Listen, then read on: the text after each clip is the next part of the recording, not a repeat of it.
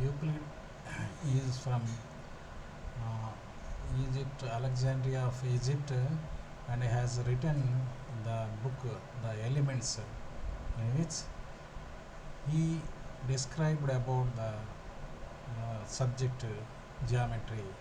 So he has proposed so many axioms and postulates to develop the subject geometry.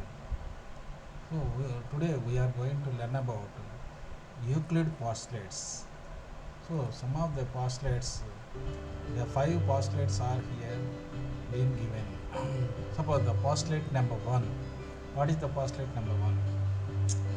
Take 2 points A, B individually. Draw lines through a single point. We can draw so many lines passing through A and B separately. That means we observe we can draw many lines passing through a given point, but both are taken together. That means A and B are taken together. Then how many lines can be passed through these two?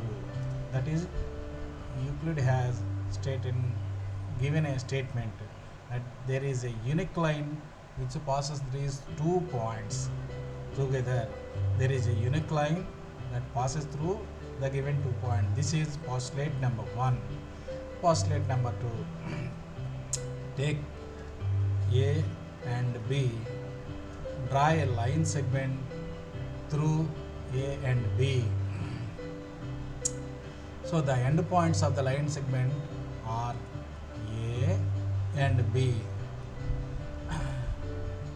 Euclid says that we can extend B up to somewhere, and similarly we can extend A up to somewhere. So to draw a line segment can be extended on either side. A line segment can be extended on either side to form a straight line.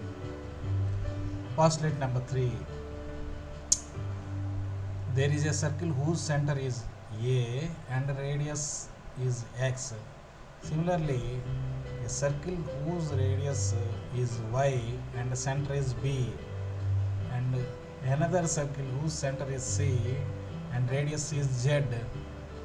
Similarly, there's another circle whose center is D and radius is some W, X, Y, W, Z, W.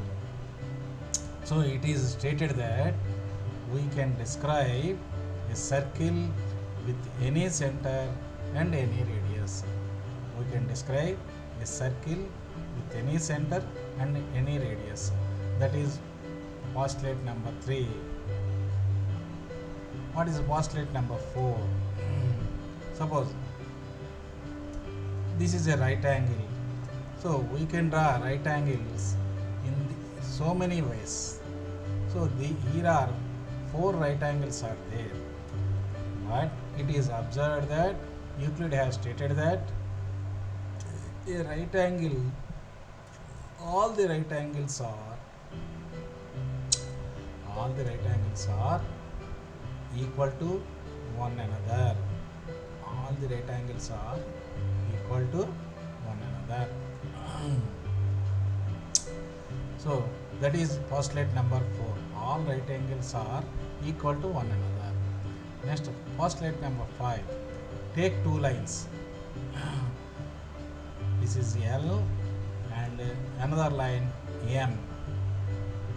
So L and M are intersected by a line N. Then we can find 2 intersection points. That is A. This is A, and another point is B. So we have already known that there are 8 angles are formed with this transversal, one of which angles is x, the other angle is y. So if we combine x and y together, the sum is less than 180, then what is happened? Let us observe.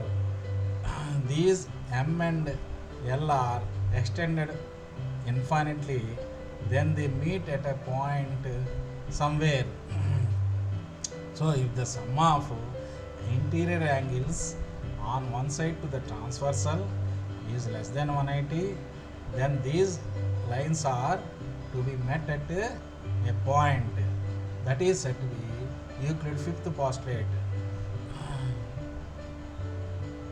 What is the postulate in general form? If a straight line falling on two straight lines makes the interior angles on the same side, these two angles are on the same side to the transversal, taken together is less than two right angles, that means 180 degrees, then the two straight lines, if produced infinitely, meet on that side on which the sum of the angles is less than two right angles.